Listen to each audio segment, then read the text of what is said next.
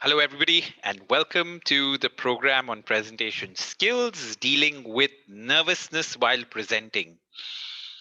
I'm sure this is a topic that you all think is extremely important. While presentation skills is a topic that's important, most of the people that I have worked with in my career on the subject of communication often want to solve this one riddle in terms of what they need to do to deal with this beast called nervousness, right? So I'm sure you guys are waiting with bated breath, waiting with a lot of anticipation in terms of what you need to do. Today, Arunima and myself promised each other that we won't introduce ourselves because if you don't know us by now, we're clearly doing something wrong. So, no introductions today, and we're going to jump right straight into this topic. Okay, Arunima is already gone in hiding.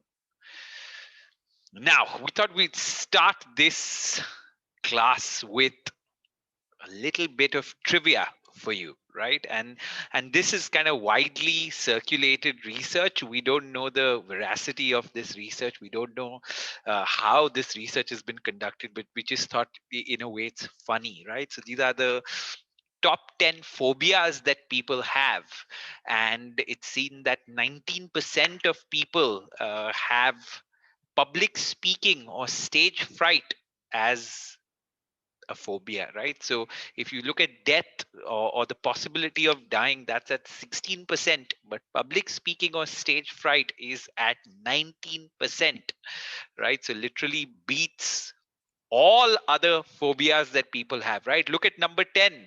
At number 10, you have 3% confined spaces and small rooms. That is at 3%, but standing in front of people and presenting, that is at 19%, right? So this is the reality of this subject that um, people really fear presenting, right? People really get nervous while presenting. People really dread public speaking of any kind, and if you can literally learn how to deal with this, it can help you. My co-host Arunima Kamat, while she's an expert at the subject of communication and an amazing soft skills content maker, she doesn't think she's a very good presenter herself, and she often gets very nervous too, and she's working on it herself. Even I got nervous at one point of time in my life around the subject of presenting and public speaking, right? But I can assure you that the things that you're going to learn today, if you do them as per this presentation, if you combine all these things, you will be able to deal with this beast, deal with this menace much better than earlier. This is my assurance to you if you actually put these things into action. Right now, let's look at some more interesting statistics on fear of presentation. Okay, I don't know, you can tell us if you know, if you remember the sources of these statistics, but 75% of adults are estimated to be affected by a fear of public speaking. That is 3 out of every 4 people. I would put that as at 3.75 out of 4 people, right? 3.75, because literally every person that I've met till date has a fear of public speaking in some way or the other, right? Like I think I told you in a previous class. This just means that almost everyone is nervous. You're not the alone. You're not you are not alone in your fear, is what Arunima says, right? And that's true. Every time you think that you're nervous, know that, yeah, but so is everybody else. Just about everybody else gets nervous when they're public speaking. Only 8% of those people who have public speaking fear seek professional help to become more confident and effective. Only 8%. And ladies and gentlemen, you are one of those 8%. So big round of applause to y'all for actually taking the effort and of getting better at the subject of communication and presentation. So very well done. You're in a real minority on this planet. You're in the 8% that is actually seeking help and seeking some good solid help on this subject, right? And 90% of anxiety we feel before giving a presentation comes from lack of preparation, right?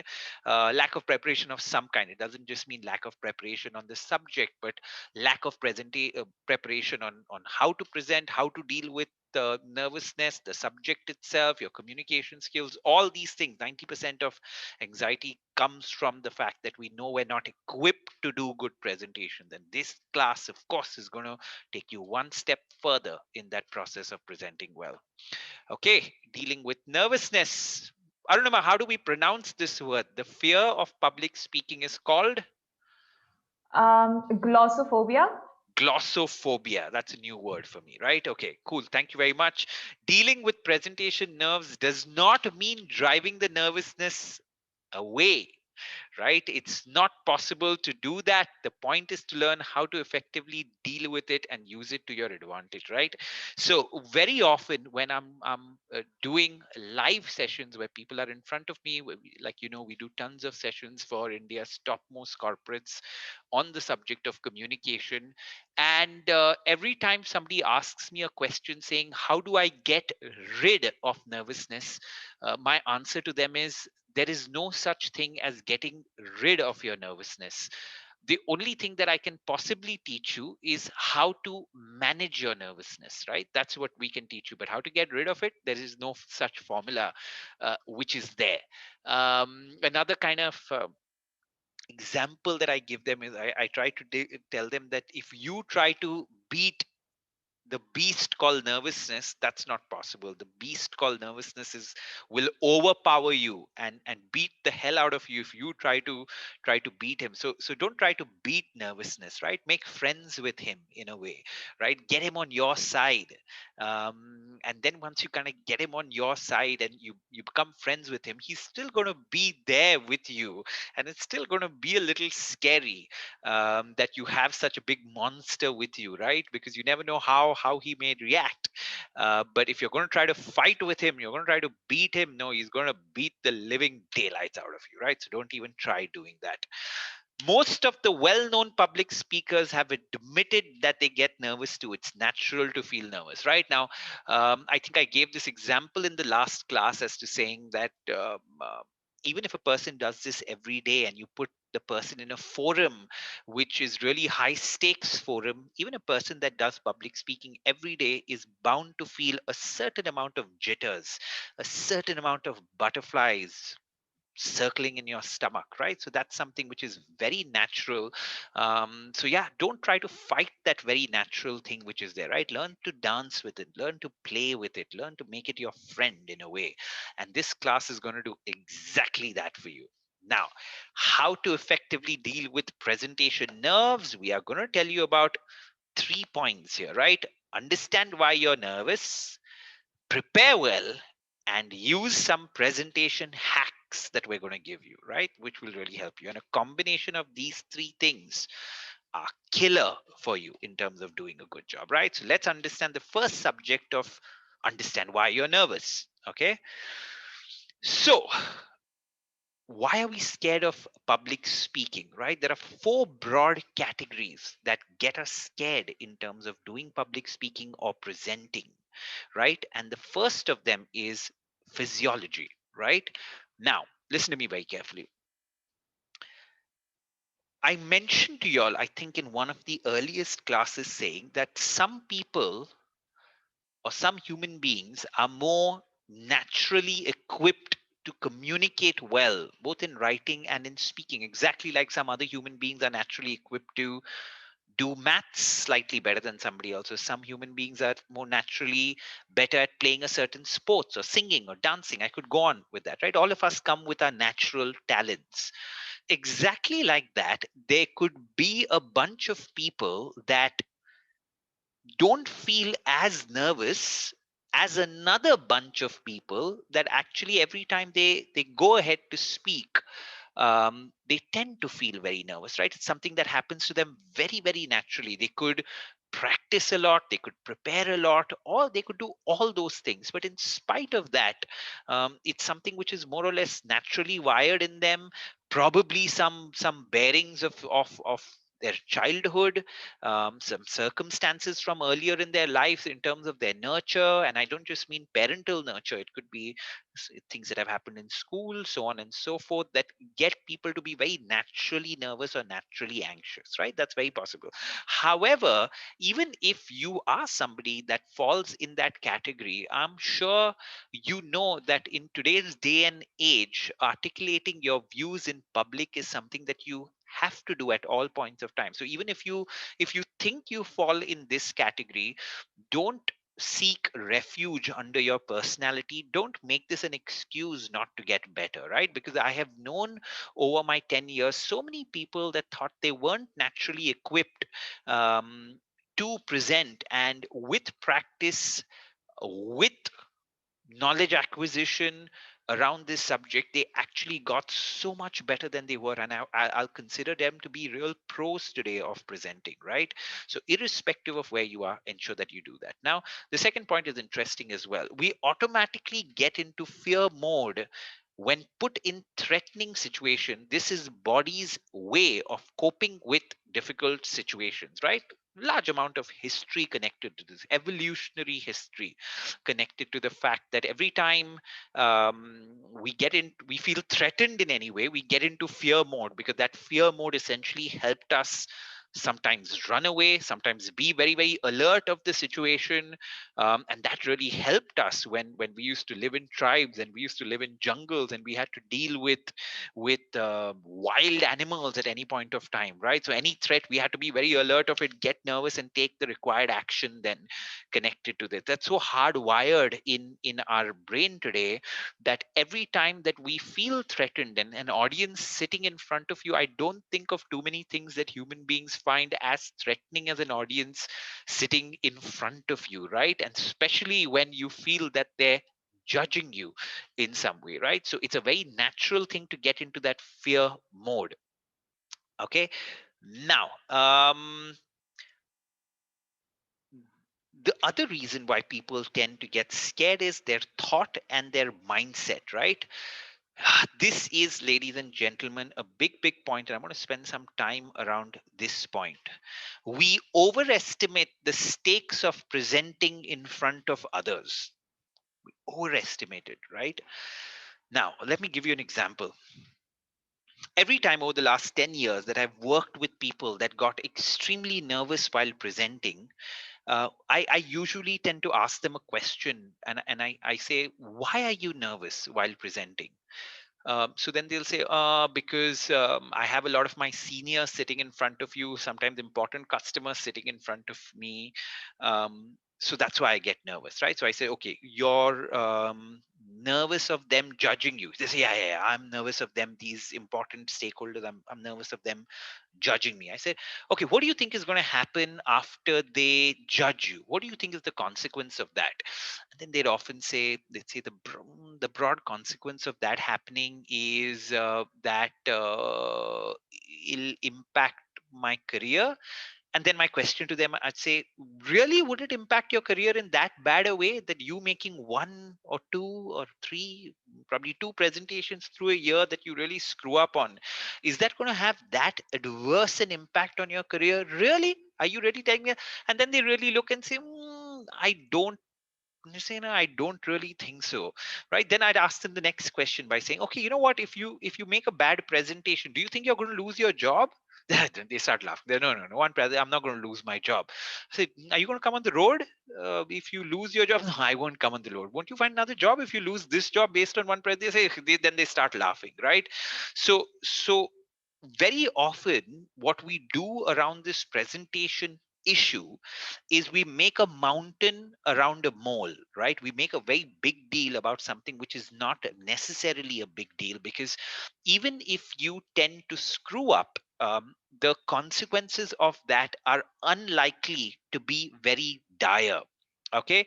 Now, very often, during my early days of being a CEO of Work Better and running Work Better, I used to have to go myself and make a lot of important presentations to clients, right? And this used to be big stakes for me. My company was very, and all client presentations in a way are important, right? But especially during the initial phase of Work Better. So I would of course have be a little jittery about it, right? Because there was a lot at stake. And then I realized that that thought didn't really help me a lot, right? As a matter of fact, it made my ability to present even worse. So then I started doing the same thing that I would do with my participants. I started doing it with myself. I would ask myself, saying, okay, you're going for this presentation pitch to an important customer and there's a large project at stake. Okay, if I get it, great. But if I don't get it, I don't have it already, right? It's not that I have the project, I don't have it already. If I get it, there's going to be additional income that comes. But if I don't get it, I'll be where I am, and currently where I am is not that bad a place, right? So great, if I get it, I get it. If I don't get it, well, I don't get it, right? I'm not going to make a big deal about it. I'm just going to go do the next presentation to the best of my ability, and I'm going to continue with that approach of putting in the effort but not really being worried about the final result, not really creating a mountain out of a mole, not overestimating the stakes while presenting, right? And then the technique started working, because every time I would go to present in front of a customer, I would be a lot more confident, because I'd be like, man, it's okay. If I don't get it also, it's okay. I'll be in the same position. If I get it, it's something good, but I'm not going to put overt pressure on myself, right? I'm going to practice what I preach. And once I started practicing what I preach, my presentations in those situations became far more confident. I was far less nervous. Now, for those of you all working in corporate jobs, whether you work for a larger company, smaller company, startup, so on and so forth, just remember that one presentation, however important it is not going to make or break your career. What will make or break your career is what you do 365 days of the year on the job. What will make or break your career is your ability to meet your targets and your KRAs consistently over a period of time, to overachieve on your KRAs and the work given to you. Your success will be based on delighting your external customers so that you get more work. It will be contingent on delighting your boss and the internal stakeholders, where they absolutely can't work without you, or you become a real asset for them, right? So what you do on 365 days, that is going to make or break your career. Whether you meet your targets or not, and overachieve on your targets or not, consistently meet your KRAs or not, consistently and overachieve on them, that is something that's going to make or break whether you delight your internal and external customer, whether you delight your boss and become indispensable to them, right? Those are the real things that are going to have the biggest impact on your career, not you overestimating the importance of each and every presentation and making a mountain out of a mole, right? That is not something which is going to help you. So yeah, so that is what you need to do. Ask yourself, how will this impact your career? What's the worst that will happen, right? And the worst often is nothing. It's just something that we've created, a ghost that we have in our own head around this, right? Now, the other problem that we do is negative views of oneself as a speaker, which are people that are often very, very, very self-critical of themselves for no reason, right? It's something which is very habitual. It's got nothing to do with presenting. They just constantly, in a way, they don't even wait for other people to take digs at themselves. They don't even wait for other people to criticize themselves. They are so busy criticizing themselves at all point of time, and they'll keep thinking of, oh, I'm not good at speaking in front of crowds, I'm not a good public speaker, I'm boring, I don't look good, or I'm not this person looks so much better. So negative views of oneself as a speaker, as a result of constant self being so constantly self-critical, as a result of constantly comparing yourself to the wrong people. We discussed that in the previous class, right? This is one of the big mistakes we make. Stop comparing yourself to people that are really good at presenting. Stop comparing yourself to the Barack Obama, the Narendra Modis of the world, right? That is not going to help you in any way, and stop this continuous self-talk that you have of criticizing yourself. That's not going to help, and that's going to continue making you scared of public speaking. Right now, I don't want a person really fooling their own selves, right? So I don't want a situation where you're bad at public speaking, and you may not be good at it. I don't want you saying, no, no, I'm amazing at public speaking. I don't think that really helps, right? A lot of people may say that, but that doesn't really help. What you need to have is what is called, you need to be pragmatic, where you need to know where you stand right now, where you say that, okay, I'm not that good at it. I accept that I'm not that good at it, but I will put in the effort that is required. That will help me get better. So you need to have a sense of pragmatism on one side. You need to have a sense of optimism. And what optimism basically means is, in a way, being realistic about where you are right now, and being positive enough to know that you'll get better if you put in enough of practice, right? And enough of study. If you do around that subject, you will get better, but don't beat yourself up all the time. Arunima Kamat is on screen. She has also unmuted herself. So that means a question or comment is coming up. Go on, Arunima. Yeah, I wanted to go back to point two, Yeah. which is asking yourself how this will impact your career. So, although we, like you mentioned, that you may have a tendency of making a mountain of a molehill, so something that's not as high stakes or making it a big deal. But there surely must be certain set of people, and perhaps even in our professional life, where we have to give truly high stakes presentations, Yeah. and they may not necessarily break your career, but they definitely are super high stakes. So in Yeah. that situation, isn't it almost like you're kind of underestimating the importance of that presentation if you kind of tell yourself that, oh, you know what, it's not that big a deal? That's one Correct. question. The Correct. second is, what about someone like a business development guy who, in a way, every day is making presentations? That's their job. Correct. Now, in that case, having poor skills or that nervousness can actually impact their career, Correct. Correct. right? Good. So, So let me just hold on to the second question. You may have to ask me that question again, because I may sure. forget it while I give you the answer. It's a great question, Arunima, right? So certain situations are definitely uh, more high stakes than the other. There's no doubt about that, right? That you're doing. However, in my experience, and you know that my experience is very, very wide in dealing with people and talking to them, Hmm. I would still tell you that however high stakes the situation is, one presentation very rarely is like impacts your career that much. And we have a tendency, by the way, of overplaying the importance of one presentation and underplaying the importance of what happens on Hmm. 365 days a year, right? It's a very Hmm. natural human tendency to overestimate some event in some way, and sometimes hold that event responsible for your success or failure, right?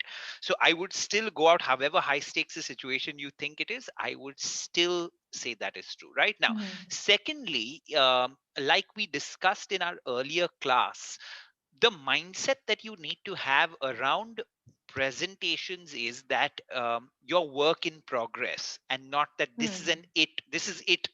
Don't have that Hmm. mentality. Have a work in progress. So even a high stakes presentations, you need to look at it as, okay, you know what, I'm trying to get better at presentations, and this is one more challenge for me in my journey of getting better at presentations. I may screw up Right. from this, I will learn a lot, because the only way that you really learn is when you're put in those high stakes situations, right? That's Correct. the way you will kind of learn something. And in a way, Arunima, I often, when I'm doing classes on presentation skills, often compare it to a cricket situations, right? Because what tends to happen as a sports person is, you're in college, you're in school, you're playing school level cricket, and there's school level pressure while you're playing that school Hmm. level cricket. And then if you can handle that school level pressure, then you go to college level, right? And then you start playing Correct. college level cricket, and then there's college level pressure. there. And then if you Correct. can deal with that, then you go to state level pressure. Then if you can deal with that, you go to national level pressure, so on and so forth, right? So often Correct. there is this journey that you take. Nobody's going to take you from school and just put you into international level Right. pressure, right? So there's that journey that you need to go by. Now, very often when you even go to the international level, you have very few chances in which you need to perform, right? And that's why you Mhm. need to study all the things of how to deal with the pressure, and then hopefully in 3 or 4 games you can perform and handle that Correct. pressure. Otherwise you're dropped again. You again need to deal with ranji level or state level pressure, be able to deal with that, equip yourself more, come back into that high stake situation, try again. So that is the process that you need to follow, and there's no real magical way of doing it. However, that being said, Arunima, the more you study the topics that we've given you, right, all the presentation topics that we've given you, especially this one, the more you study this thing, the more you try to apply it on a day to day basis, I can also assure you that when you get to that real high stakes situation, you'll be able to deal with it far Hmm. better than you've dealt with Got it. otherwise. Hmm? Got it. Yeah, So basically, you won't find yourself suddenly in a high stake situation. You're probably leading up to it, so that correct. by the time you get there, you're more or less prepared in terms of Correct. dealing with that. Correct. So before you're in front of a really high stakes customer, you would have done a lot of presentations with low stakes customers before you Right. get there. You would have done a lot of internal presentations before you get there, right? Correct. But again, the problem, Arunima, with most people is this point number three and one, and all of this around thought Hmm. processes. If you take every presentation and make a big deal out of it, right? Like it's the end of the Correct. world. Oh, this presentation is so important, and you make it the end of the world, then you're in a way over. That's what the point is about. You're overestimating the stakes for even a small simple presentation that you need to make. You make it a bigger deal than what it is. It almost feels like I'm talking to you personally, no? Yeah. I feel like It's I've like one asked of, you these questions at some yeah, point. yeah. You asked me this question at some point, right? And this is mistakes that people often make because they're not thinking right about that subject. Yeah, you had another question on business I did. development. Yeah, Yes. So I was giving an example of a salesperson or a yeah. business development professional Mhm, who they're like I said, their career is in a way making presentations because mhm. day in day out they're in a way giving presentations to stakeholders.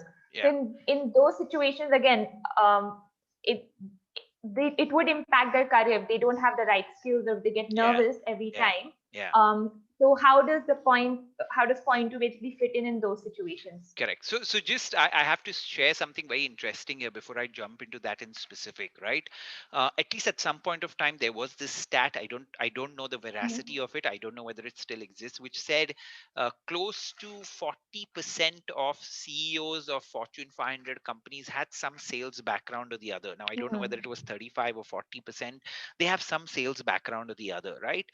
And that's very very telling, right? Mm. One of the reasons why that is because when you're in sales, you get very used to communicating sharply, you get very used to dealing with people, you get very used to dealing with customers, you get very Mm. used to getting stuff done from the back end, so on and so forth, right? So it builds a lot of skills in you that are people related skills. Now, ever so often, people that are good at sales often end up being good at presenting. Mm-hmm. Why? Because they're just forced into that situation where they need to do it all the time, right? Correct. And very very simply, when you're forced into a situation where you have to do something all the time or a lot, you automatically tend to get good at it. And which is Mm. what most people don't realize. You actually need to force yourself into situations where you're articulating your views in front of your people, where you're Correct. presenting. And unless you really create those opportunities and do it, you're never going to get better. Exactly like you're never going to get better at driving without driving. Exactly like you're never going to get better at swimming without swimming, right? So there's no real, you know, difference when it comes to improving your presentation skills. It's a skill like any other skill, and you need to do the work to get better at it. And that's why it's called a skill. Communication Correct. skills, presentation skills, writing skills, it requires that amount of practice. So salespeople by default tend to get better at it. After they've learned all these things, they apply it all the time. That's what tends to happen to them. Okay.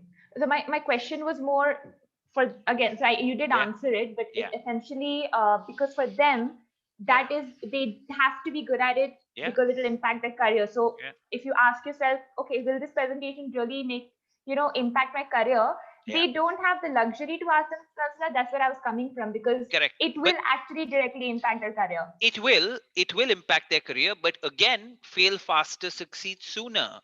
Yeah, If you're yeah, not good at something, you're not going to get better at it by avoiding it, right? So that salesperson will have to first admit to himself that, okay, I'm not good at this, but I'm going to have a work in progress approach, and I'm going to try to make as many presentations as possible. I'm going to learn about it, and as usual, you'll put in that effort and you'll get better at get it, better. right? Yeah. So don't run away from it because you're not good at it right now. Embrace it all the more. Don't Mm, run away from it, run towards it. There's a beautiful mm, quote that says, right, all success lies right outside your comfort zone, correct. right? All success, right, it's right there, right outside your comfort zone, right? So that's what you need to do. I often give an example of this, is quite funny.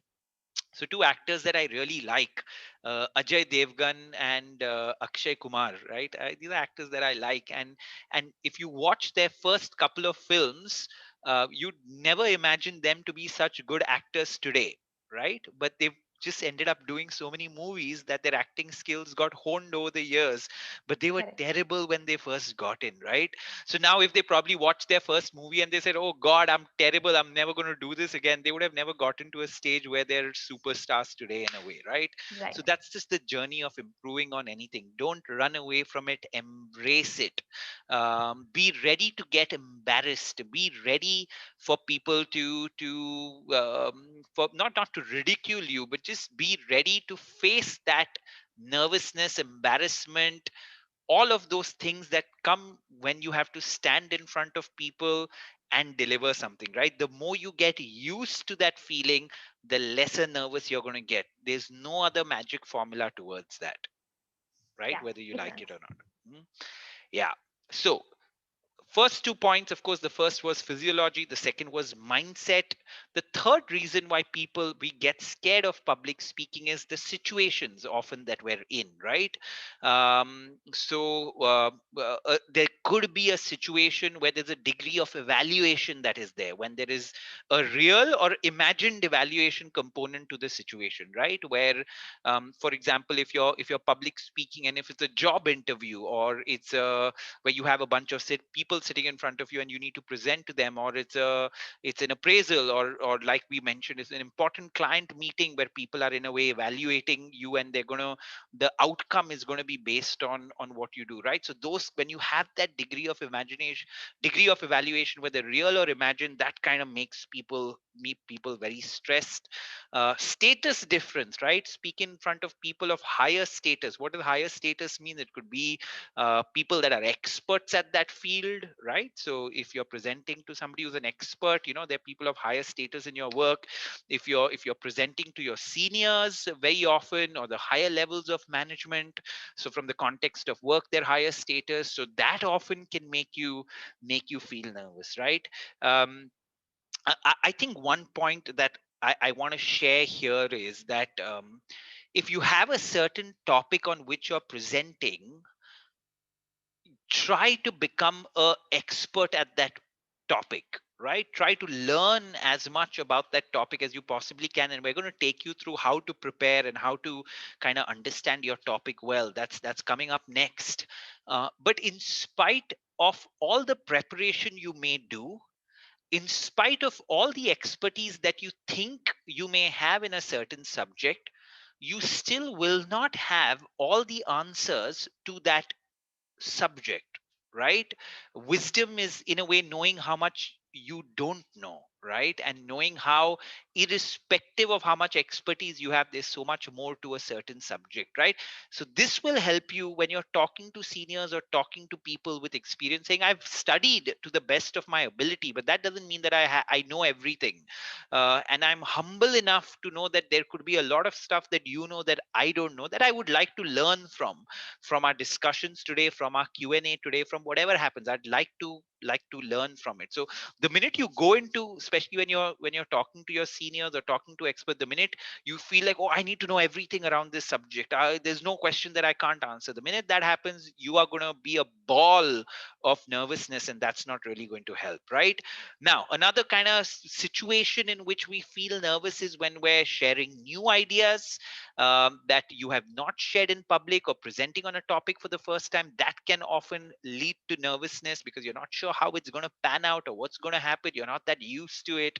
Happens to the best of us, right? So tomorrow, if there's a certain topic like the presentation skills one that I've done a lot of work in, possibly the way I'll go about presenting it will be a lot more confident. But if I'm dealing with a subject that is relatively new to me, it's very natural that I feel slightly jittery around that subject, right?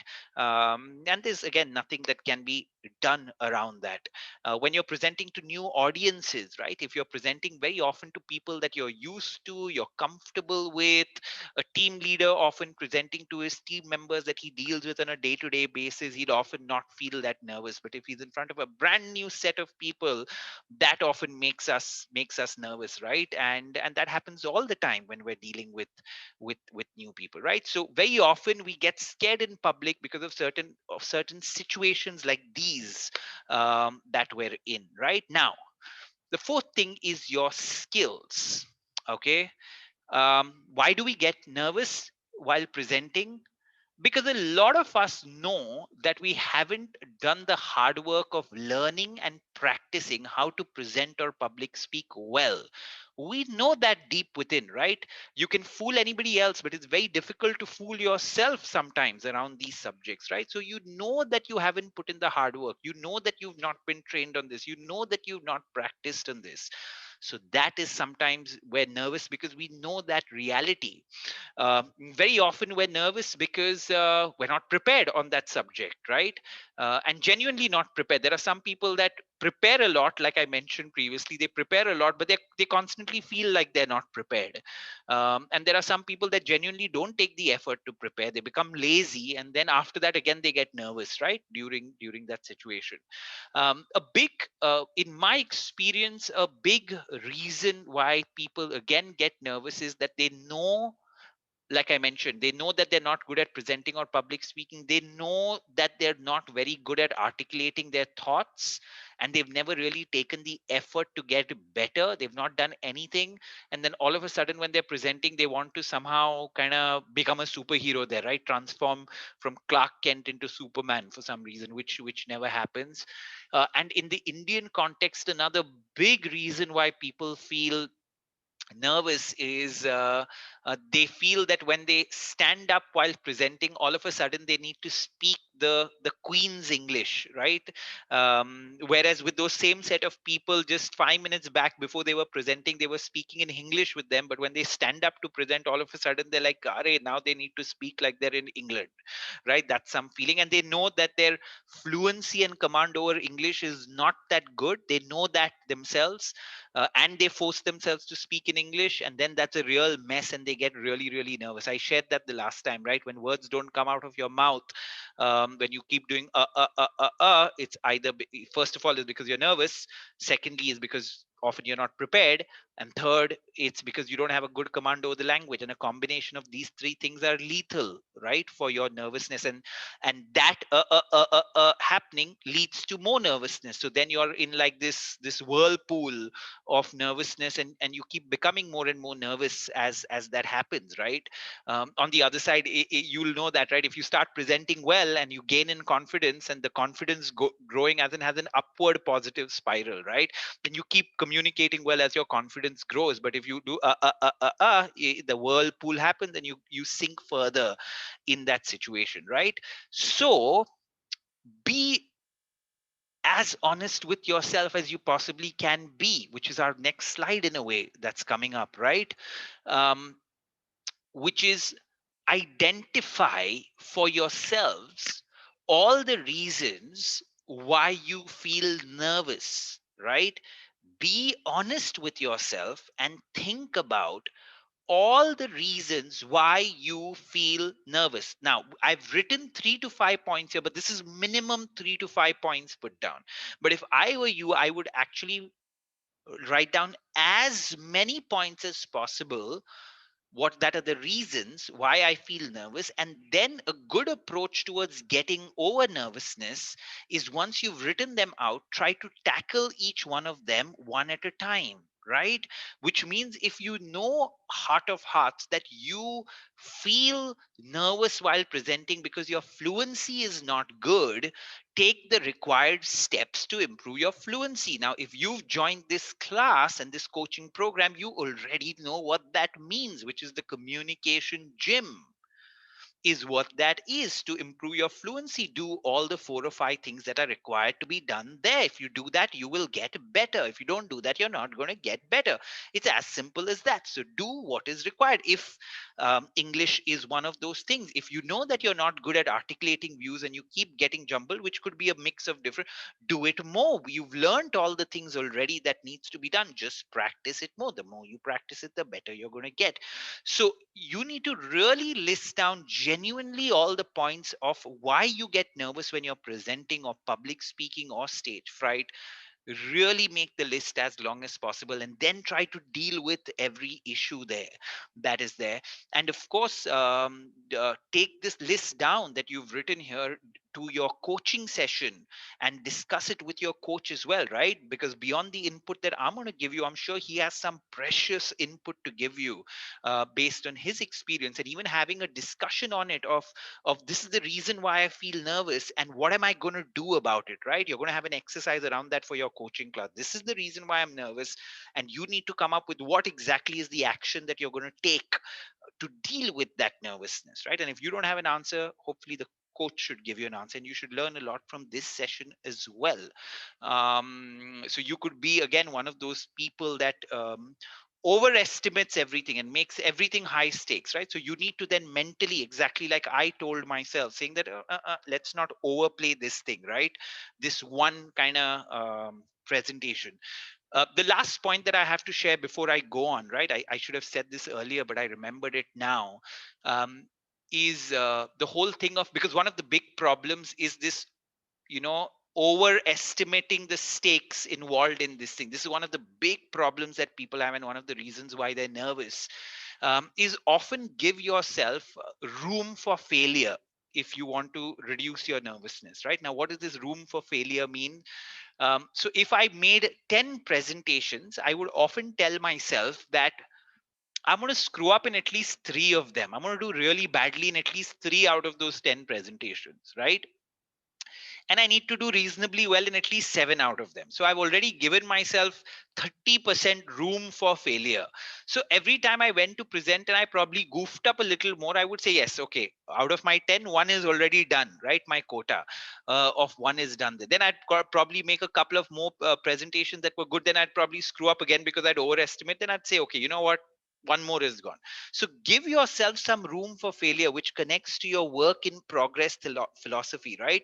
And the minute you do that, these are all the things that you need to do to reduce the unrequired, unnecessary self pressure that we put on ourselves, that doesn't help anyone but increases our own blood pressure, and the final result is never good as a result of it, right? um, if you manage your nervousness well, if you dance with your nervousness well, that's where the fun begins, right? Because if you manage it well, that nervousness really leads you to prepare better for the subject that you're going to present. It often is the fuel that keeps you up at night one day before the presentation, right? It'll keep you up at night saying that, oh, it'll get you thinking about the presentation a little more. You'll prepare a little more because you'll be slightly nervous in your stomach the night before the presentation.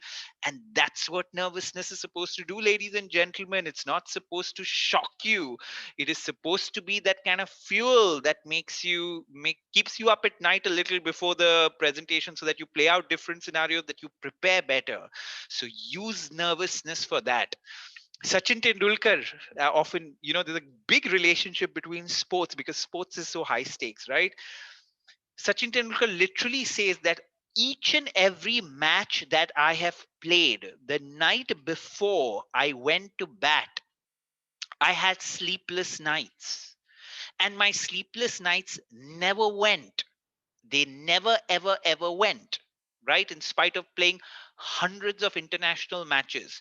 Now, if he went to somebody and said, how do I remove this nervousness? There's no answer to that. How do I manage it? So he, in a way, used his nervousness. Okay, he had a little bit of a sleepless night, but he would use that sleepless night to prepare in his brain as to how he's going to deal with the ball, what could happen, do I need to watch something else.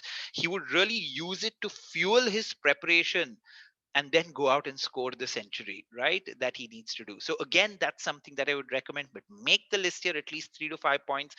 Put down the specific actions that you're going to take to get over those fears. And a lot of those things could come from the rest of the class, right? Of how you're going to deal with those fears. But that's okay. And then take them to your coach and have a discussion, right?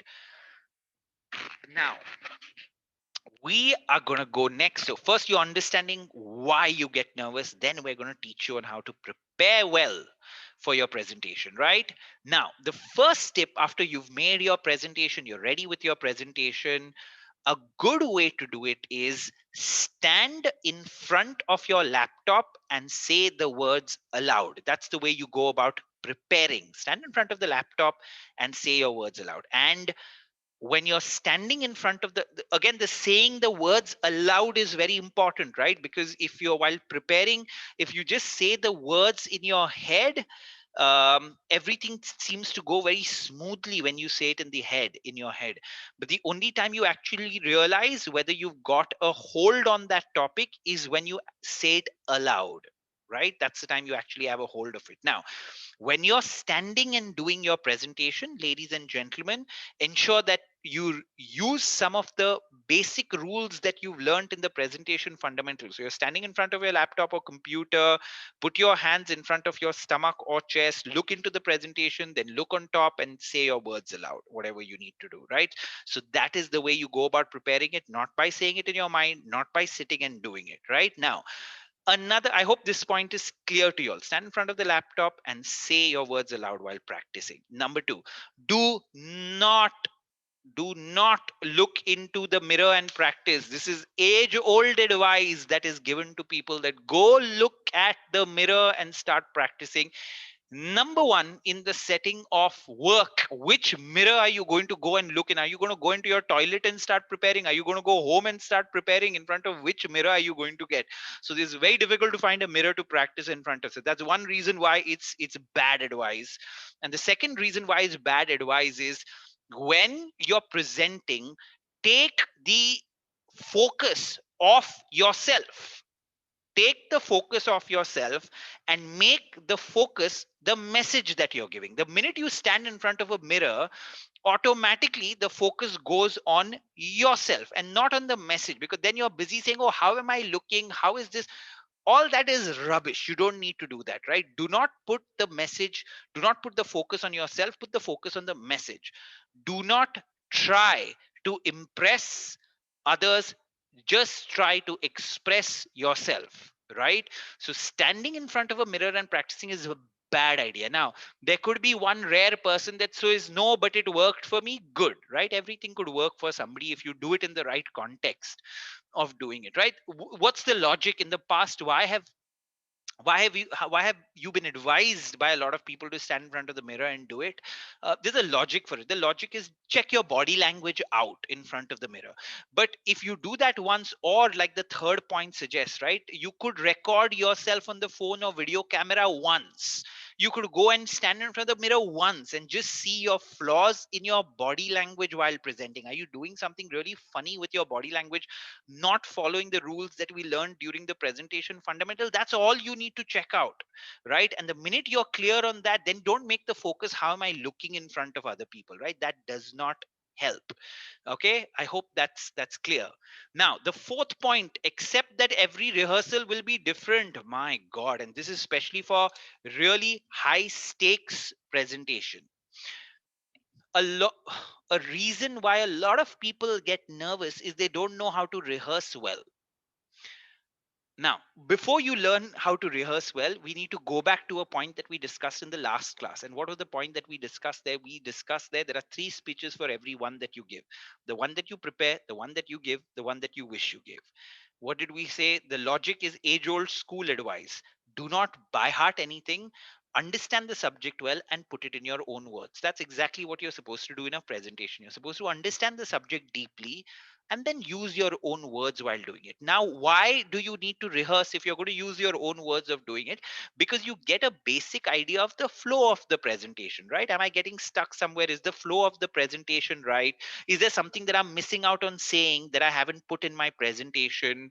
Does this make sense when I actually say it aloud? Am I comfortable with this content? A lot of that happens when you actually stand up, rehearse, say your words aloud. So that's what you're supposed to rehearse.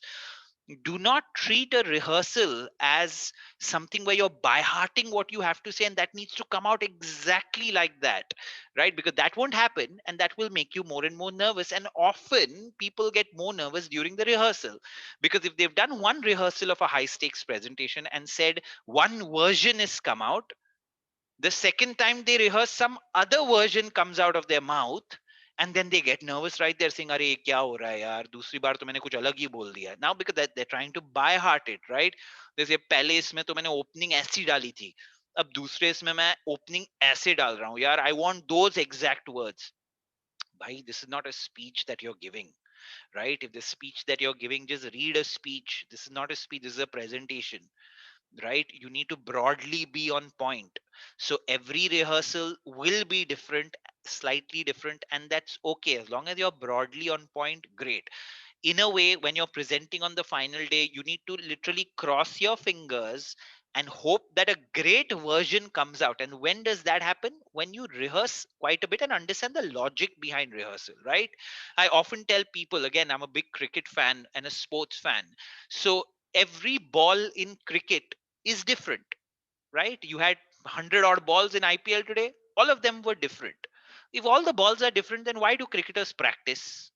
Right, because the same ball that they practice is not going to come there, right? A slightly different thing is going to come, but you practice so that you get used to how to bat, right? You practice because you improve your muscle memory, your reflexes, all these things you want to improve, so then a different catch will come, a different ball will come when you bat, and you're equipped to deal with that. That's the exact reason why you rehearse, right? You don't want to go and kind of a different version is going to come out there, and that is okay. So do not let your rehearsals make you all the more nervous. I have seen this happening, ladies and gentlemen, to a lot of people.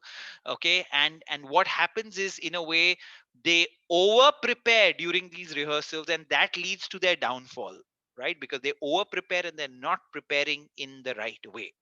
Okay, now for a extremely high stakes presentation, you may not be able to do this for every presentation, but for an extremely high stakes presentation, you may want to present in front of some trusted colleagues, right? And get their feedback on it.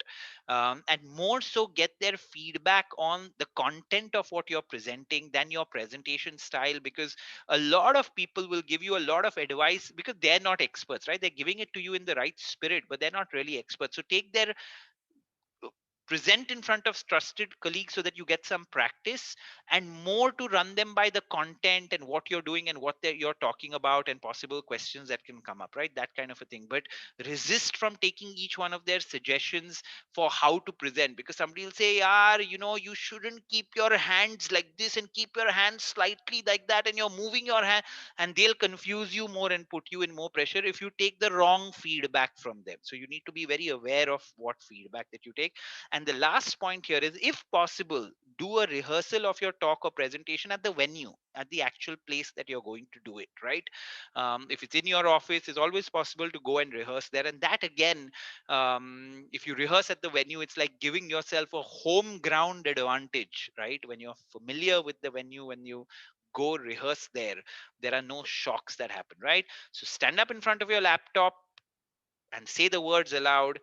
As far as possible, do not look into the mirror and practice. That will keep put the focus on you and not the message. If you want to record yourself and see how you do it only once to check your body language out, really, or if you're doing anything wrong there. But you don't need to record every version, go through every version.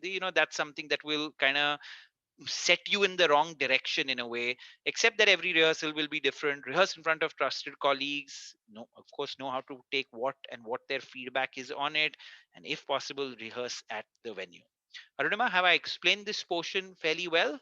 Is there any scope for confusion? No, I think we've done a good job. Okay.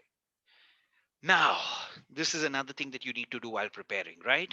So, one of the big fears that people have when they're presenting is what questions will come up from the audience. So, if you want to feel lesser nervous and more confident, you need to know how to tackle this thing, right? Now, how do you go about doing that? Make a list of all possible questions per slide and prepare the answers for them, right? Now, when I say make a list, you need to make a written list per slide of every question that you think will come up, right? Written list. Ideally, make a written, write also the answers, but okay, if you may not have time, you may not write the exact answers that you're going to give for them, but at least mentally prepare for what answers you're going to give. Because what I've seen is, the minute people are well prepared for the questions, they go into a room far more confidently than when they're not prepared with questions, right? Because this is one big fear people have: questions, questions, what questions are going to come up. Now, again, if it's a very high stakes presentation, very important presentation, you can actually present to a trusted colleague and then ask him to think of possible questions that could come and ask those questions, right? Because a lot of times some questions may not come to your mind, right? Now, as life would have it, even if you prepared with 20 questions, made a written list of 20 questions, as life would have it, when you're actually making the presentation, the 21st question will be asked to you that you've not prepared for. But the good news, and based on my experience, if you prepared for 20, even the 21st question that you didn't prepare for, you'll be in a pretty good position to answer. And secondly, even if you genuinely don't know the answer to that question, you will be far more confident in saying, I don't know, because you know you're fairly well prepared. A person that knows that he's fairly well prepared is very comfortable saying, I don't know, than a person that's not very well prepared, right? Now, you don't need to have an answer to every question, right? And if you're caught off guard, if you don't know the answer to a certain question, and by the way, in one of our other classes of how to deal with handling difficult audiences, I think that class is coming up next. For those of you all who have chosen that, we do an entire section on how to deal with Q&A, right, of the audience. But of course, if you don't know the answer to a certain question, you can always just tell the audience that you don't know it. You will find out what the answer is and you'll get back to them offline, right? You can do it. So again, knowing that you don't need to have the answer to every question is a very important way of dealing with nervousness, right? Now, ladies and gentlemen, this point of all the points is very, very important. Make a written list of all possible questions per slide and prepare the answers to them. Don't do that mentally. Put it down in writing. When you have it in writing, is going to help you a lot more. Okay, now this is another point where possible. Ah, important point. On presentation day, get to the venue that you have to present at least half an hour in advance. If you're doing a presentation via Zoom, an important presentation like this, if you're doing a presentation virtually, ensure that you're logged on at least 20 minutes before, right, your presentation start time. Now, in a physical space, let me tell you what happens, right? In a physical space, what tends to happen is when you go and familiarize yourself with a certain setting and you give yourself a little bit of time to familiarize yourself with a certain setting or environment, that itself reduces nervousness. And then all of a sudden, if you don't have time and you're put into a certain setting, sometimes that can throw you off guard, right? And that tends to happen. I was sharing before we did this workshop, I was sharing this story with Arunima, right? So I was, and because of this picture that she put up, this happened a few years back. I was presenting all the time, so I was well equipped to deal with the situation. But I was supposed to give a talk, which went off brilliantly at ISB, right? India's top business school had invited me for that, and I reached early, but they were using that classroom for something else, and then what happened was, like, I had to just enter the classroom, and within 5 minutes I was supposed to start giving my talk on that subject. And I entered that classroom, and the classroom looked a little like this, like the picture that you see, and I wasn't used to presenting in these kind of rooms, right, where everybody was sitting at different levels. That was the first time I was doing that, right? So as soon as I entered, it threw me a little off guard, saying, "Oh, I wasn't expecting this kind of a classroom," right? But given my experience, I could deal with that situation well. But sometimes that happens to people where they'll enter a certain room and that may kind of make them uncomfortable, right? And that's why go half an hour in advance. The other reason why you should do it is that a lot of times you need to plug in your laptop to make a presentation, and things invariably go wrong with tech support. The right tech people are not there for some reason. It's not being projected. A lot of these things tend to happen, right? So you want to go in advance and finish doing your entire setup. um, the If you're going and presenting, say, to an important client, you're going to their office, as it is you're nervous about presenting, and then if you're running late for that meeting, that will double up in a way your nervousness, right? As it is you're nervous, and now you've embarrassed yourself by being late, and you're entering a room where people are waiting for you to present, right? That's such an embarrassing and bad situation, right? And that'll make you even more nervous, and that'll kind of screw things up for you all the more, right? So like we mentioned on a previous slide, if possible, rehearse at the venue. If it's not possible for you to rehearse at the venue, ensure that you get there early, right, and finish doing your setup at least half an hour early for a physical meeting, at least 15 to 20 minutes early for a virtual meeting, right? Ensure that you do that so there's no problem with the connection. And that's basically to familiarize yourself on one side, and two, to avoid the embarrassment of being late at the venue, right? And these are, again, very important points that may seem like they're not. Okay. Now, the other thing that people are often concerned about, makes them nervous, is, oh, how am I looking when I'm presenting? Whether they admit it or not, that's often another reason for people to get nervous. And like I said at the start, right, to dance with your nervousness, to manage your nervousness, to befriend your nervousness, you'll have to do a bunch of these things that will lead to it, right? Not just one thing. So on presentation day, ladies and gentlemen, choose what you believe are your best formal or work clothes. So then you have one lesser thing to worry about. And this has happened with so many people that have presented. It's not even funny, right? They don't keep this at the top of their head, often because they're not trained on it. They come for a presentation often where they're not looking at their best, and then they realizing, oh, today I'm making a presentation, but what am I wearing, right? I'm not wearing what I believe are my best clothes.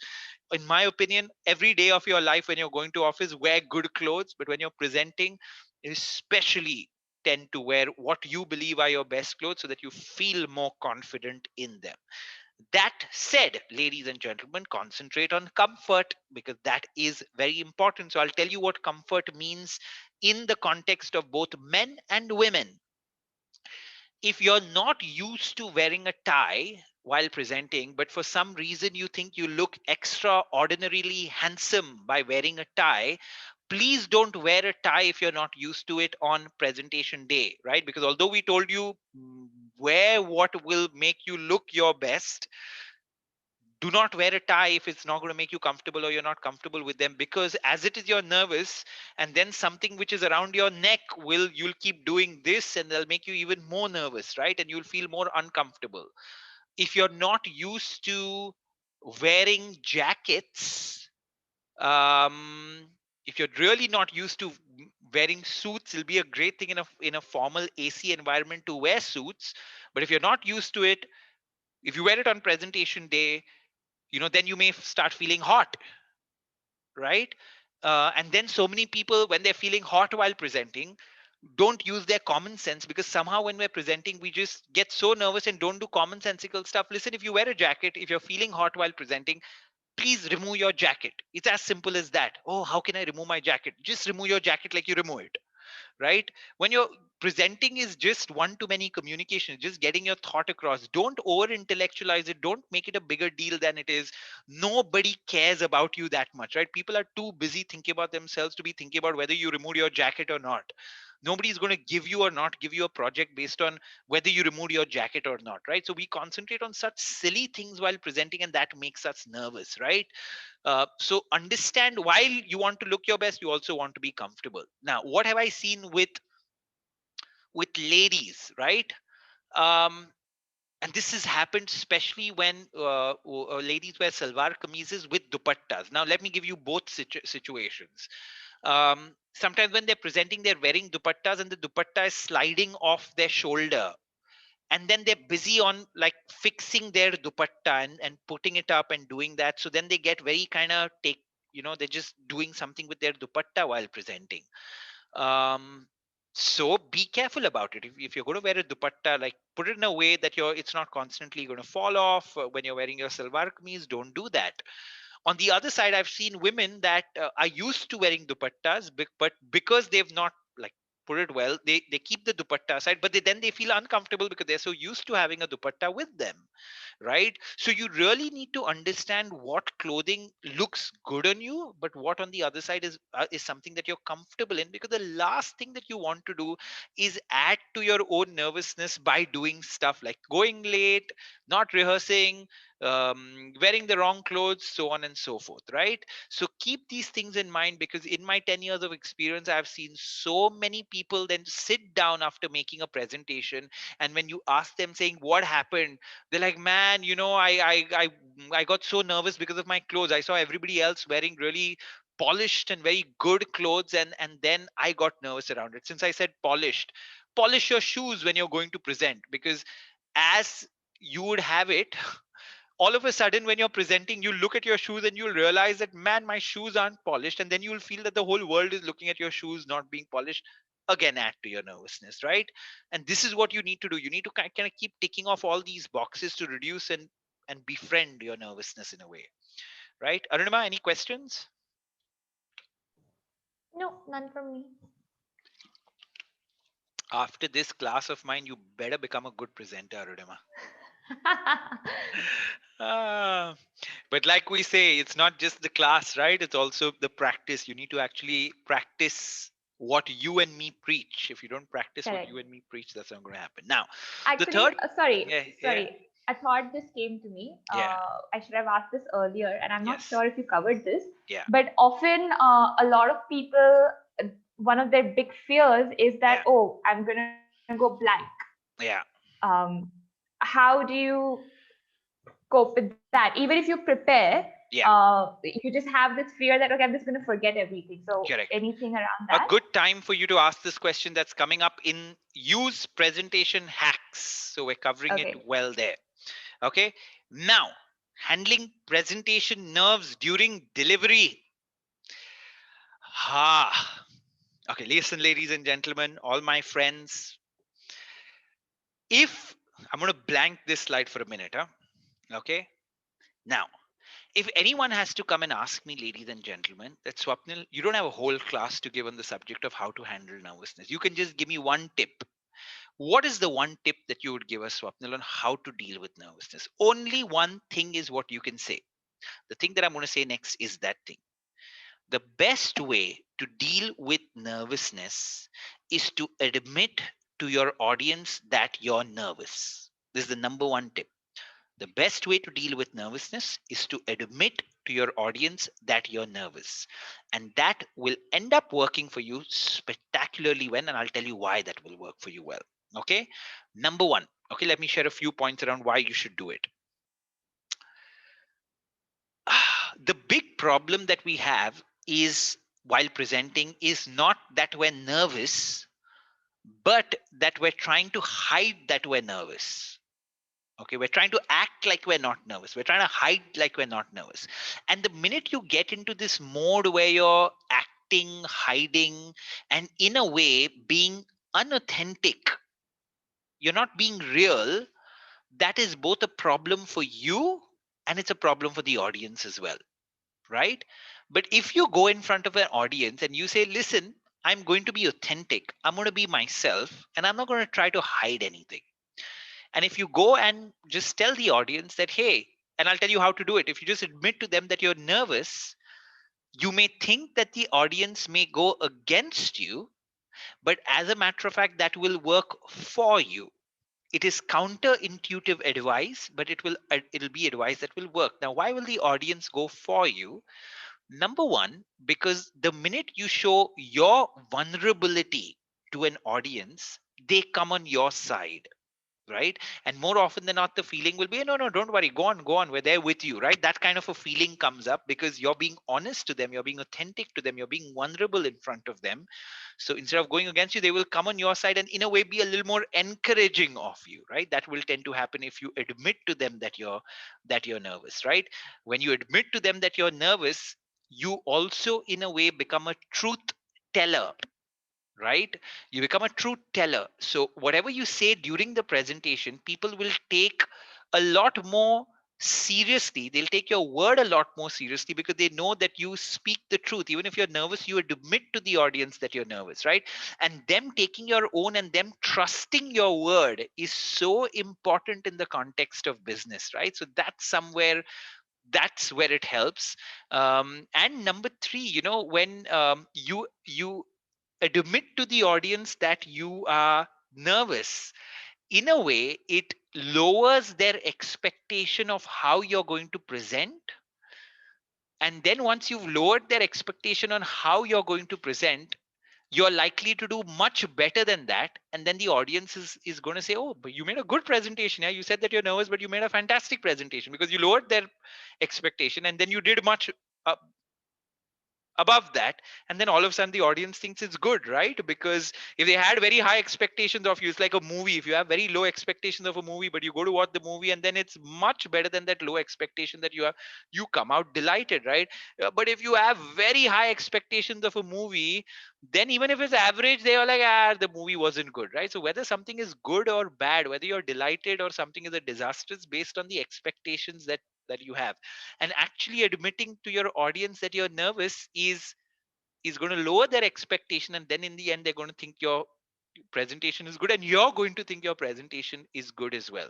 So this is my number one point, right, of how to deal with nervousness. I don't have a better point than that, and I've seen it working magically. Right now a lot of people ask me saying, oh, but how can I say that I'm nervous? I'll give you a few ideas of how you can do it, right? Let's assume that you're making a presentation to senior managers, right? Senior management for that matter. So you can start your presentation by saying, good morning, ladies and gentlemen. I'm here today to present project XYZ. This is a project that me and my team have worked very hard on over the last 6 months. We've put in a lot of 12-hour days to put this project together. And ladies and gentlemen, you all are the senior most people in this company, and I don't get a chance to present in front of you all that often. So I'm a little nervous given how important this project is and given how important the people in this room are. So please bear with my nervousness while I make this presentation. And they're likely to say, oh, don't worry, go on, right? That's what. So you have kind of started off this presentation very well by saying, you know what, this project is important, so I'm nervous. The people sitting in this room are important, so I'm nervous. And this, in a way, is giving the audience also a little bit of importance, right? Because the audience is thinking in their head. I'll say this in Hindi and English. और audience बोल रही है कि यार घर पे मेरे बच्चे मुझसे नहीं डरते और ये डर रहा है मुझसे. So that guy also feels slightly more powerful, right? And in command. So he's basically thinking, my kids don't get scared of me at home, and this executive is getting scared of me here. So he feels the senior management will feel slightly more powerful, right? And everybody likes feeling slightly more powerful and in command, and that's what you're doing by saying that, right? That's the secret thing that you're doing with them, and it'll play at your advantage. Same thing that you can do if you're in front of a customer, right? You can say, hi, I'm here to present on this particular thing, this XYZ project, and I'm standing in front of you, and this is a company that I've really admired for many, many years, because of the kind of work that you do and work I've heard. And even this panel, I've respected each one of the people that are here, and that is making me a little nervous while presenting on this project to such a prestigious company. So please bear with me with my nervousness. Again, they'll be, "Oh, don't worry. इतने भी हम कुछ नहीं है," right? They'll feel happy that you're getting nervous of them, right? So this is how you can tactfully put this across without really coming across badly, right? And you can do it for anyone, right? Tomorrow, if you're presenting in front of a bunch of, if you're an older person presenting in front of younger people, you can say, guys, it's been 20 years since I've been your age. I've not presented to an audience, so I'm feeling slightly nervous, right? Please bear with me. Even they'll come on your side in a way, right? That you're in a way poking fun at yourself, right? Number one tip, most people, in spite of me telling them this, they do not do this because they're so used to putting up a front, they're so used to projecting something which they're not. And then they keep going in that circle, right? And do this and you'll see a magical effect. This is the one hack, right, that will really reduce your nervousness drastically if you do it. Okay, now the second thing just to keep in mind, and for those of you all who've made enough presentations, know that this is the truth. um, Expect your start to always be shaky, right? And as you go along through in the presentation, your confidence will keep going up. But a lot of people, what they do is, if you don't expect your start to be shaky, you will get so shaken right there that there's a chance that instead of going upwards through the presentation, you'll start going downwards, right? So expect your starts to be shaking, especially, like, stupid things will happen, like instead of saying good afternoon everyone, you'll be slightly nervous and say good evening everyone or good morning everyone, right?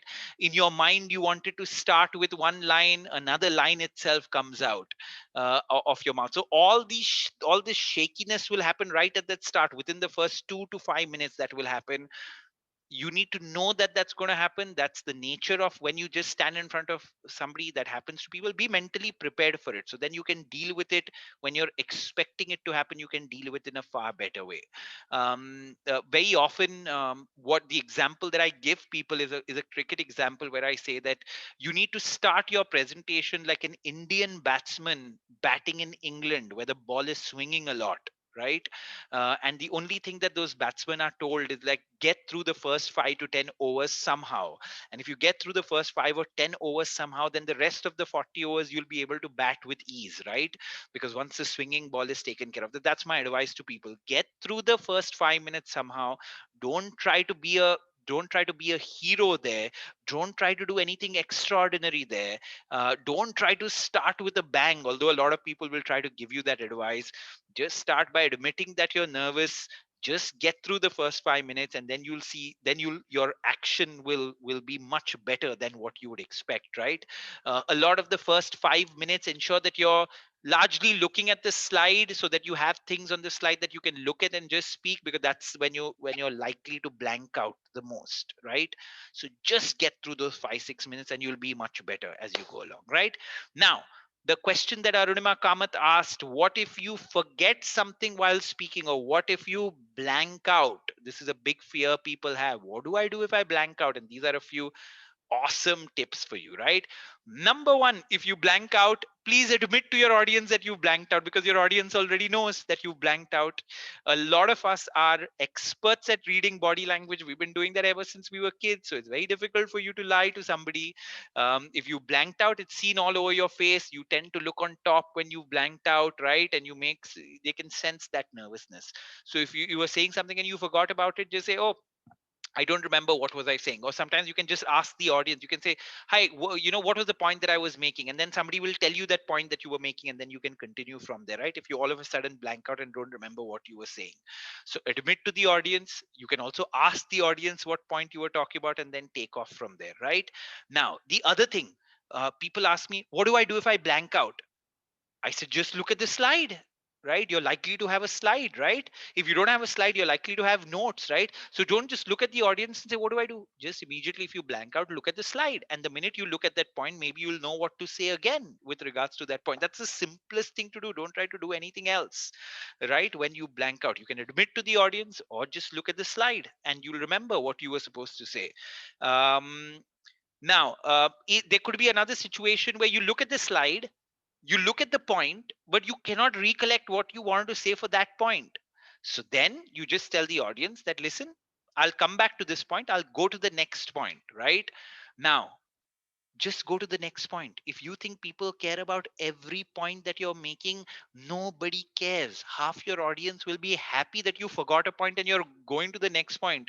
They'll be like, presentation jaldi se khatam ho jayega, hum jaldi ghar jayenge, right? So if you think everybody cares about every point that you're making, no, no, no. People don't care that much about your presentation, right? So if you still can't recollect what you had to say, just go to the next point that you need to make. Okay, and invariably this is what happens. When you go to the next point, you'll remember what you had to say there, right? That's just the way the memory works. So then finish making your next point, and then if you want to go to the point and say that, okay, this is what I wanted to say for this point, but don't make a big deal out of it that your mind blanked out for a minute. You have a slide, just turn and look, right? If you don't remember that point, go to the next point, start talking about that, come back to that point later. Even if you don't come back to that point, more often than not, people don't care about it, right? Because we give too much of importance to everyone.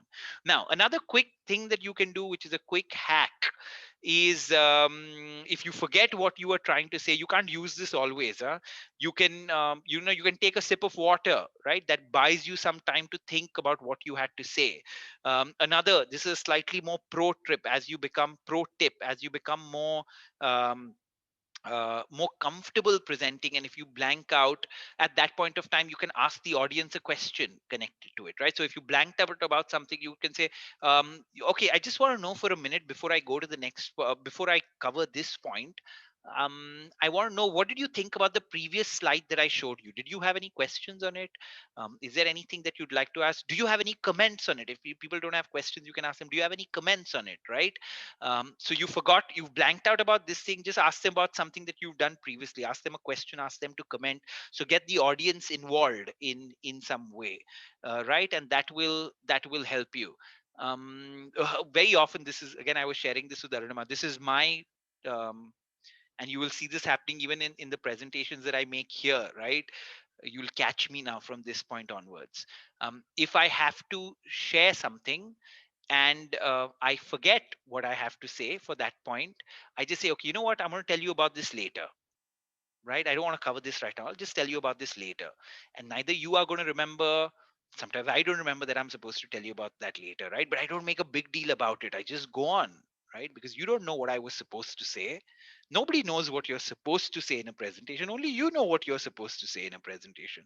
So even if you skip it, it's not that big a deal. So stop making a big deal out of it where it's not required, right? Arunima Kamat, yes, you appeared on screen, tell me. Yes. Can you hear me? Yes, I can hear you. Uh, right. So I wanted to make 2 points. One was a question, one Yes. was a point. Yes. Um, I think another advantage of involving your audience more in your presentations kind of takes the pressure of you to sort of only you talking and you delivering. You kind of get that Correct. break as well to kind of keep. You can then use those breaks to sort of calm down if you're really nervous. I think Correct. when you're planning a presentation itself, I think you can introduce those bits where you can say that, okay, here is where I'll involve the audience. It just kind of takes that pressure off you. Correct. That's something that came to me. Coming back to your point on moving on, if you've forgotten what you're about to say, so you say that, you know what, I'll come back to it. Yeah. And more often than not, the audience won't remember. When it comes to business presentations, Yeah. and we had a discussion vaguely about this in the morning, when it comes to business presentations, often you're probably presenting important data points or Yeah. important numbers. You don't, again, there have, at least to me, don't have a luxury of saying that, oh, you know what, I'll discuss this later, because that was perhaps that is one of the key points that you're trying to make. Mm. So I don't know if you can really apply that. Is that something that works in such situations? It works 100% of the time, right? So you may think that, oh, I can't do this in business situations. Of course you can do it in business situations, right? Because Okay. most people, when they're sitting through presentations, they often are dying to get out of the room, Mhm. right? Even in Okay. in in almost any business situation, they're dying to get out of the room, right? Secondly, like I discussed with you, let's assume that you have some data on the slide and you need to Mhm. make a few important points there. Listen, Mm-hmm. ensure that your insight of that data you have put down on your slide as different Hmm. pointers, right? So that will help you recollect what you had to say. The job of the point that you put on the slide is to help you recollect what you wanted to Correct. say there. Now, if you Got put it. 4 points down there and you forgot, like blanked out as to what you wanted to say on point number one, don't make a big deal about it. Go to the second point and start explaining that. And more often than not, that point could go into a whole debate altogether with the audience. There could be Correct. questions on that and it'll go in a totally different direction. The problem that happens, Arunima, with people is they just make a big deal out of stuff that they're not supposed to make a big deal out of, Correct. right? And this is what we need to get over. Get over impressing people and just get into the habit of expressing yourself. When you're speaking in a one-on-one conversation, hasn't this happened very often to you, where you wanted to make a point and your brain kind of blanks out and you don't remember what you had to say there? That happens to us Right. every so often, and then you'll just tell the person in front of you saying, listen, I can't recollect what I wanted to say, let's just go to the next point, right? Let's go to the next thing. That's what you do in a one-on-one conversation. That's exactly what I'm recommending that you do in a Correct. one-to-many situation, right? Because a presentation is not a speech. A presentation is just one to many communication that you're supposed to do. Like we Correct. discussed in the presentation fundamentals, its very nature is supposed to be interactive. You are supposed to make it interactive. There is supposed to be Q&A. You are supposed to involve the audience. All those things are supposed to Yeah. happen as a result of it. So exactly what you would do in a one to one, do the same thing in a one to many and you'll see a magical result happening. The problem is we've made such a big deal out of one to many communication, right? Correct. Does that answer your question? Yeah. Yeah. It does. Okay, cool. Thank you. Now, these are some other kind of hacks of what you need to do to handle presentation nerves during delivery. Don't fear silence. So, this is one of the things that people fear, right? They dread silence. Even if they're drinking water, they dread that silence where they're drinking water, right? They don't even give themselves the luxury to drink water because there's silence right there. Very often, what I tell people is if you have a lot of data on the slide, an audience can't listen and read at the same time, right? They can't do both things. So you need to tell them, okay, guys, I'll just give you 30 seconds. Please go through this data. Please read this data. So then the audience also is actively involved, right? Now they need to do something and not just listen to you. So then they start paying attention to you and give them 30 seconds of silence. But most people don't do this because, again, they're uncomfortable with the silence. If somebody asks you a question during a presentation, you don't need to jump into giving the answer, right? Even if you're in front of 20 people, somebody asks you a question, you can say, that's an interesting question. Give me a minute to put my thoughts together, and actually just stay silent for 30 seconds and put your thoughts together on what answer you need to give and then start giving your answer. Now that may seem like harakiri for you all. 30 seconds, I can sit in front of people for 30 seconds in silence to put an answer together. Well, yes, because what people care about is not the 30 seconds but you giving them a sensible answer to that thing, an insightful answer. But we're so uncomfortable with the silence that we don't give the insightful answer. We never want silence where we're in front of people. Person asks you a question, you can take 30 seconds to a minute to think about it. There's nothing wrong with it, right? So don't fear this silence when you're presenting. Now, before your presentation, practice deep breathing before your presentation. Now, what does this mean? This is not a presentation hack, honestly.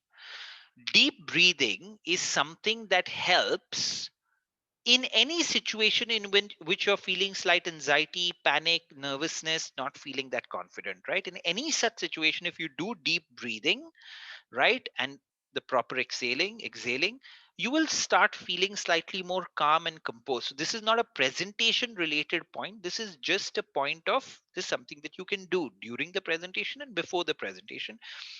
Some deep breathing is going to help you in any situation where you start panicking a little. The same thing when it comes to go for a quick walk or do some body movements, right? Because there's that certain amount of nervous energy that is there that you will dissipate by going for a quick walk or just stretching out a little. That's something that can help. I'll often end up rubbing my palms like this a lot, right? When I have this kind of nervous energy in me, I'll be like, okay, come on, and I'll often start clapping, right? And that kind of puts me in the zone when I'm doing it. And another point that you can try, this is what I would do, especially 10 years back when I would get very, when I was new to presenting, new to doing all these things, and I had to talk in front of very senior people.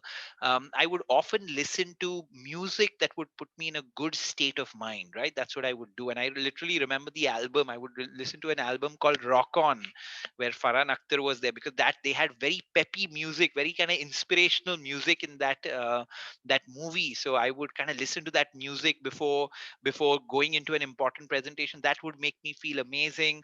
Again, a lot of sports people, from Nadal to Tendulkar, all these people, to deal with their nervousness, they listen to their favorite music that peps them up. That still works with me like absolute magic, by the way, right? Because music can have such a big impact on you. For a lot of people, before the presentation, they could kind of speak to their children sometime. That puts them in the right state of mind. They could speak to their spouse, a friend, that puts them at ease. So everything from deep breathing to going for a walk to listening to the right music to speaking to somebody that puts you at ease, all those things are ways in which you can deal with nervousness before your presentation, right? Now, the sixth point is exposure therapy, which means, we've discussed this in the last time, but create more opportunities to present. Give as many presentations as you can, right? And this create opportunities is very, very important, because you may not always get opportunities, but you can always create them. And some of the best ways to create them, of course, is to volunteer to do trainings within your organization, volunteer to teach something in a college or an institute that puts you in front of people all the time. Today you can do a lot of that virtually as well, right? So you don't need to literally go to the college, but you can do it over these platforms where you get used to articulating your views. So that is something that will help. Every time there needs to be a presentation that needs to be made, be the first one to raise your hand in your organization to make it. Like, let them call you, which is in slang called enthu cutlet. Let them call you an enthu cutlet. You will get better at presenting. The people that just make comments on you are not going to get better at it, right? So be that enthusiastic one to volunteer for most of the presentations that are there, right? So give yourself as much exposure. The more you get used to that feeling, the more you'll be able to befriend your nervousness and not get scared of it, right? And like we've been mentioning through this class, shift your focus from performance to communication. Don't try to impress, aim to express yourself, right? And if you do that, these are the things that will help you deal with your nervousness. Okay, now, end of the class, ensure that your takeaways, write down all the takeaways that you have from this class. You know the routine now, right? You need to take at least 5 of your takeaways and discuss them with their coach, so that we're clear that you know what your takeaways are from your class. Ensure that you're taking the list of all the things that make you nervous, and also add to that what are the measures that you're going to take based on all the learnings that you have from this class. Okay, Arunima, can you come online, please? Okay. You want to brief them on anything connected to the project that they need to do, the Uh, mini project? I believe it's the same project as last week, which is Okay, again come prepared with two presentations. They can use correct, their existing presentations, or again in correct. the mini project, we'll give them topics to present on. Okay, But to prepare two of them and come and present it in the class, and of course, the coach will give them feedback on it. correct. So throughout your presentation skills sessions that you have, you are only going to practice articulating your views, presenting in front of your coach, because we want you to take all the learnings from there and use the time during the coaching sessions only for practice, only for exercise, only for role plays if required, right? So this will continue for each one of your presentation skills classes. That format will continue, right? Thank you very much, ladies and gentlemen, for attending this class. I hope you've got some valuable input on the topic of dealing with nervousness while presenting. Just to summarize, do not expect the nervousness to vanish. It never does. But learn how to befriend it, learn how to manage it, learn how to dance with it, right? And if you manage to do that, you will become a much better presenter than you are.